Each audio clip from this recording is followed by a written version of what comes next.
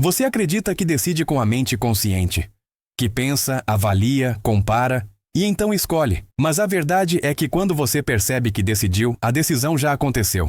O que você chama de escolha é, na maioria das vezes, apenas a última etapa visível de um processo que começou muito antes, fora da sua percepção, fora das palavras, fora da consciência. E isso não é uma metáfora, é um atraso real, mensurável, biológico. Existe um intervalo silencioso entre o momento em que o corpo inicia uma ação e o momento em que a mente cria a sensação de "eu decidi". Esse intervalo é onde quase tudo importante acontece. Você sente vontade. Depois cria uma explicação. Você reage. Depois chama isso de escolha. Você se move. E só então a consciência chega, atrasada, para narrar o que já foi feito. Mas aqui está a inversão que quase ninguém aceita. A consciência não é o ponto de partida. Ela é o ponto de chegada. E isso muda completamente a forma como entendemos livre-arbítrio, controle e responsabilidade pessoal. Se você ficar até o final deste vídeo, vai entender por que suas decisões mais importantes, relacionamentos, dinheiro, impulsos, desistências, não nascem no pensamento. Elas nascem em camadas mais profundas, no corpo, na memória, em sistemas que operam em silêncio enquanto a mente acredita estar no comando. Nos próximos minutos, isso vai reorganizar a forma como você entende por que repete padrões, por que promete e não cumpre, e por que certas escolhas parecem acontecer apesar da sua intenção consciente. Mas ainda não. Antes de explicar, precisamos sentir o problema.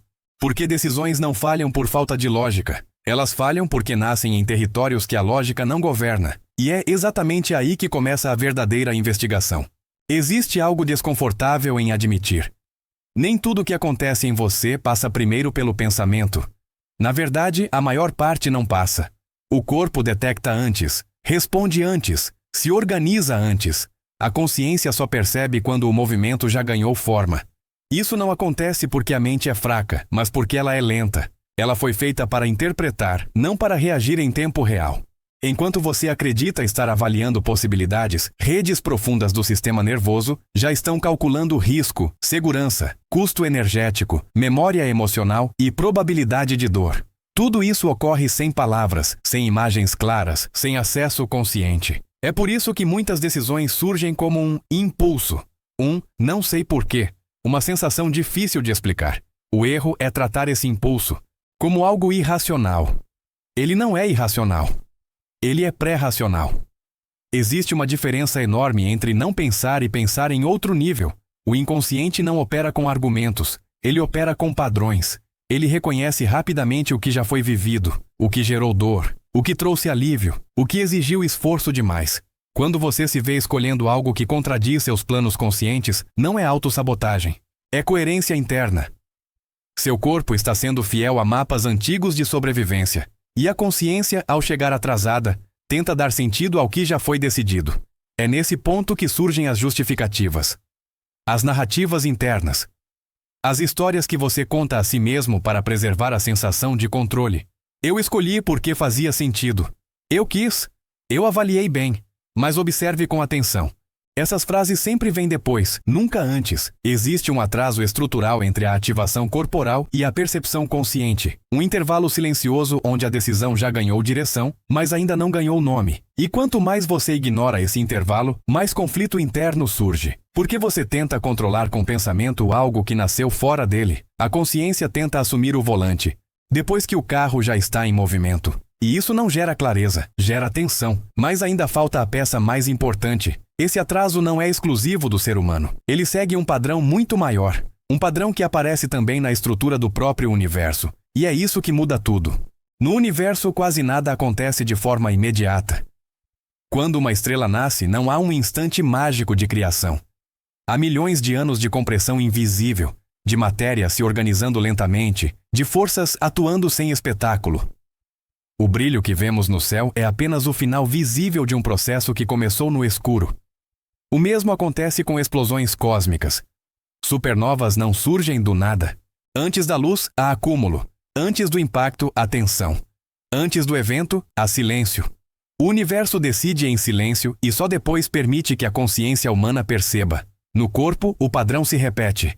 Antes de você decidir, há sinais elétricos viajando por circuitos profundos. Há alterações químicas ajustando prioridades. Há memórias emocionais sendo comparadas com situações do presente. Tudo isso acontece sem anúncio, sem legenda, sem aviso. Quando a consciência percebe, a decisão já ganhou direção, assim como a luz de uma estrela que chega até nós milhões de anos depois de ter sido emitida. Você não vê o nascimento do evento, você vê o efeito tardio. E isso cria uma ilusão poderosa. A sensação de que a decisão nasceu no momento em que foi percebida.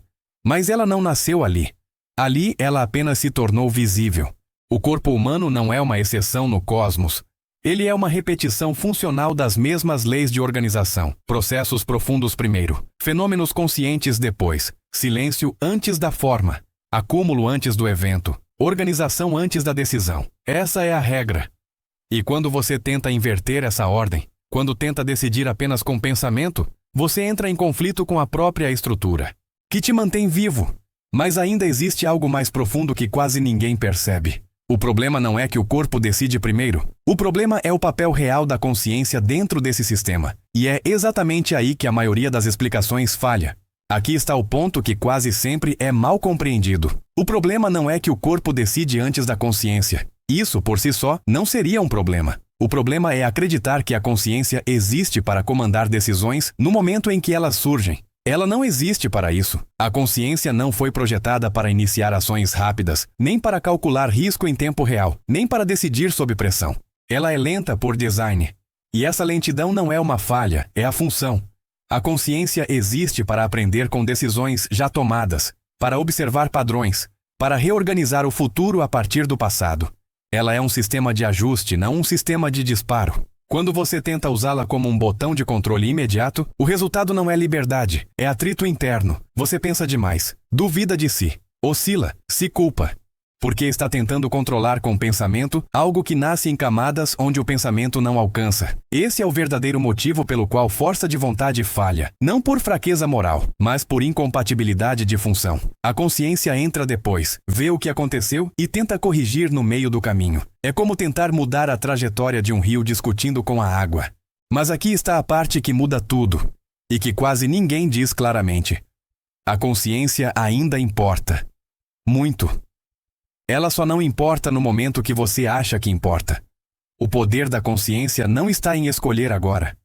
Está em mudar o terreno onde escolhas futuras nascerão. E isso nos leva diretamente à ciência que sustenta tudo isso, não como teoria abstrata, mas como mecanismo real.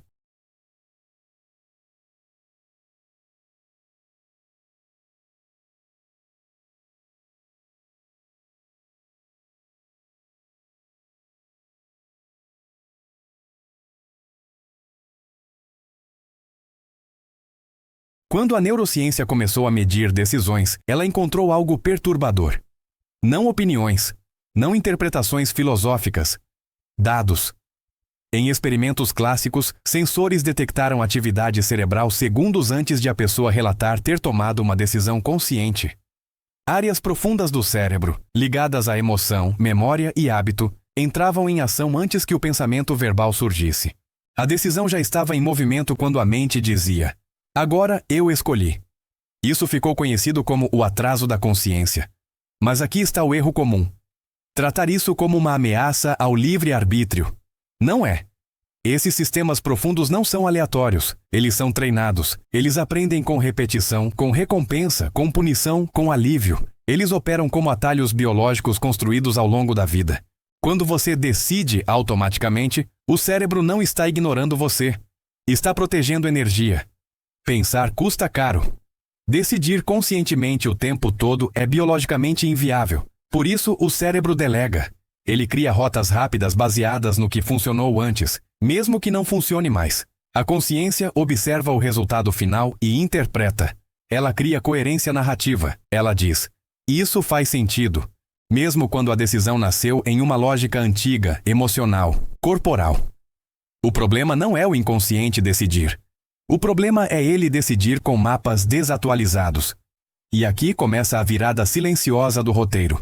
Porque, se decisões nascem fora da consciência, então liberdade não é escolher melhor no momento. Liberdade é reprogramar o sistema que decide antes de você perceber. Mas ainda não chegamos lá. Antes precisamos entender por que o inconsciente não é caos. E por que ele quase sempre parece mais forte que você. Existe uma narrativa confortável, a de que algo dentro de você te puxa para trás. Um inimigo interno, um sabotador, uma força obscura que atrapalha seus planos.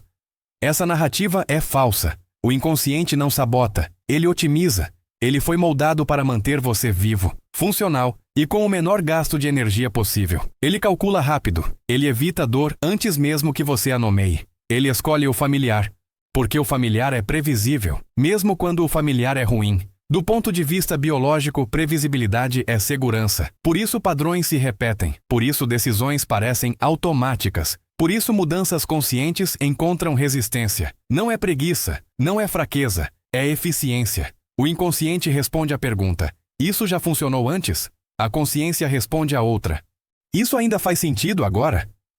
Quando essas duas respostas entram em conflito, o corpo vence. Sempre. Porque ele decide primeiro. E então a mente chega, atrasada, tentando negociar com algo que já entrou em ação. É por isso que pensar positivo não funciona. É por isso que promessas internas falham. É por isso que força de vontade cansa. Você está tentando convencer com palavras.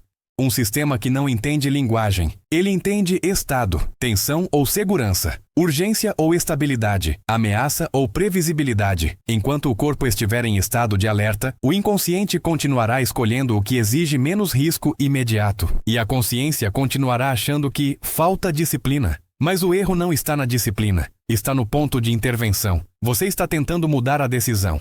No final do processo. Quando a verdadeira mudança acontece no começo, no terreno silencioso onde decisões nascem antes de terem nome.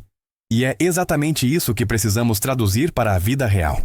Se decisões fossem fruto apenas de consciência, saber seria suficiente. Você entenderia e mudaria. Mas não é isso que acontece. Você sabe que aquele padrão te prejudica. Sabe que aquela escolha já trouxe consequências. Sabe que não é o melhor caminho. E mesmo assim, repete. Isso não acontece porque você esqueceu. Acontece porque o corpo lembra. Ele lembra do que foi suportável, do que foi familiar, do que, apesar de tudo, manteve você funcionando. O inconsciente não pergunta, isso é o ideal. Ele pergunta, isso é seguro o bastante?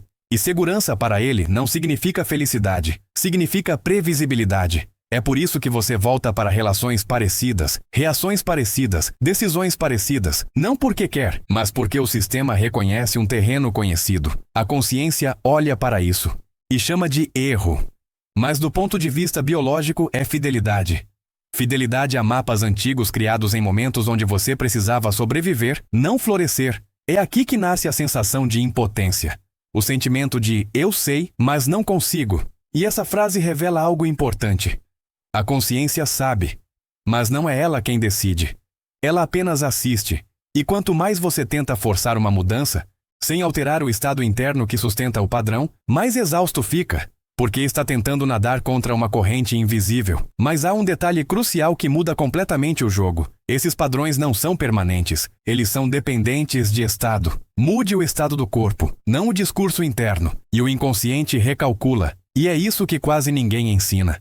Se decisões não nascem no pensamento, pensar mais não resolve. Isso parece frustrante no começo, mas, na verdade, é libertador, porque muda completamente o ponto de intervenção. Você não muda decisões tentando escolher melhor no momento crítico. Você muda decisões criando condições internas diferentes antes que o momento exista. O inconsciente decide com base em estado fisiológico, estado emocional, estado energético. Quando o corpo está tenso, o mundo parece mais ameaçador. O risco parece maior. O impulso de se proteger domina. Quando o corpo está regulado, o mesmo cenário é avaliado de outra forma. Nada externo mudou. O cálculo interno, sim. É por isso que decisões ruins quase sempre acontecem em estados específicos. Cansaço, pressa, ameaça, sobrecarga emocional. Falta de pausa. Não é falta de caráter. É biologia. Mudar decisões começa com ações simples, mas profundas. Respirar antes de reagir, reduzir estímulos, criar pausas reais, regular o ritmo interno. Essas não são técnicas de relaxamento, são interfaces de decisão. Elas falam a língua do inconsciente. Quando você regula o corpo, o sistema profundo recalcula risco. Quando o risco percebido diminui, novas opções se tornam viáveis.